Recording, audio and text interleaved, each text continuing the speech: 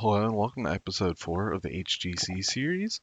We start off with our only pre-show match with Monty Walker and the Danger Kid defeating Savage Fury. Monty Walker, spinal cord compression, as well as bad chemistry teaming with the Danger Kid. That's fine. They really were never going to team together, although Monty Walker's injury, I think that's bad. So we'll see, I guess. Yeah. After that, we start off the show with Jeb Langley and Charlie Homicide. Jeb Langley is our pun guy. He is holding an orange, and he said, "Orange, you glad we facing each other at Malice in Wonderland?" And then it just smacks Charlie Homicide. Yes, an orange pun. Came up with it myself. I'm pretty proud of it.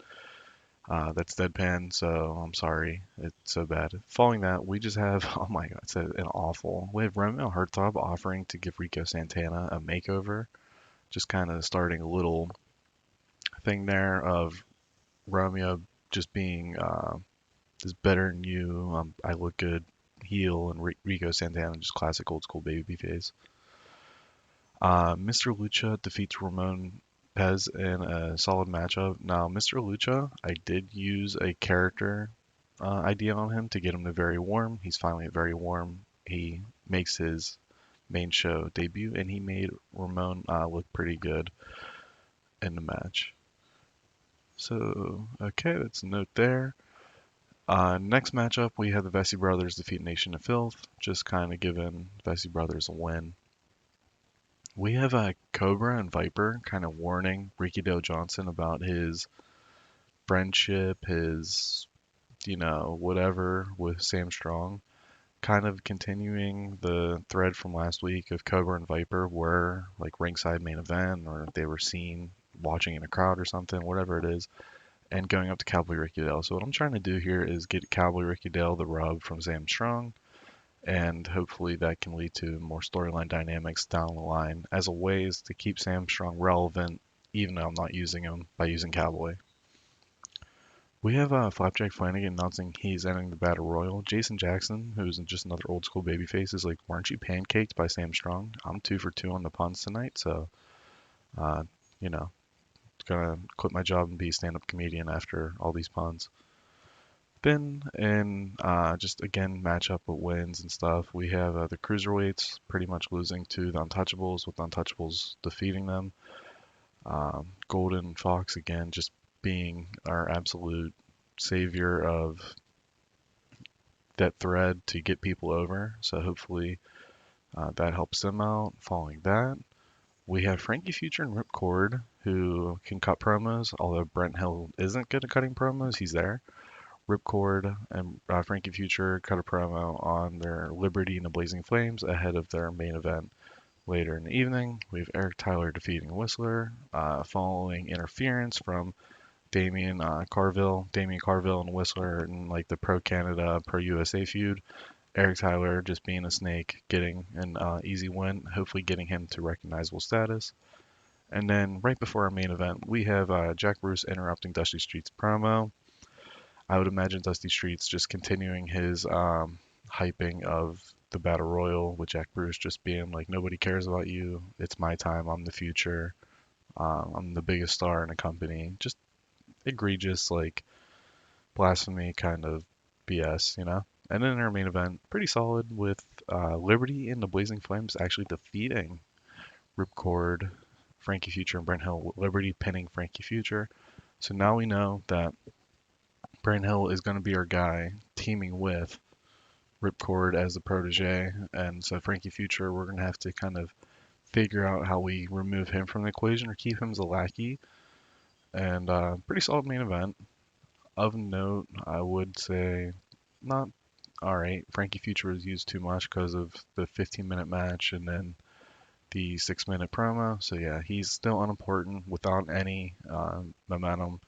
So he might actually be in bad momentum now. Let's see. I removed RP Jr. as the head of talent relations. Just considering he's an active wrestler, I felt like it was a good time to have someone in there as a road agent, Pat Deacon. Now, he will be unavailable for, yep, so Monty Walker is gone for a year, probably forever, is what it is. 100, Yikes. I wonder why it was so much. 142,000. Oh, some people. Okay, finally we can go up one. So if we go up one every month, and then let's say our pay-per-views give us another like 2 points every year. So what's that? We want to get to 65 as soon as possible for at least six of these regions. So we are looking about, I think, Total Mayhem 98 is when we'll be able to get on Ace, the network that's very big across the board, and then we can push for our to get big size. Now, the reason I want to get to Ace is across the board like that is so fast is I'm worried of popularity cap being on such a small um, program. All right, Golden Fox there. Okay. Yep. Okay.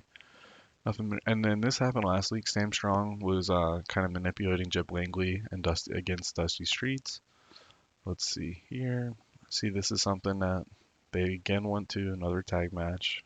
Pretty much a repeat of last week. Their main event so far has been a tag match every week.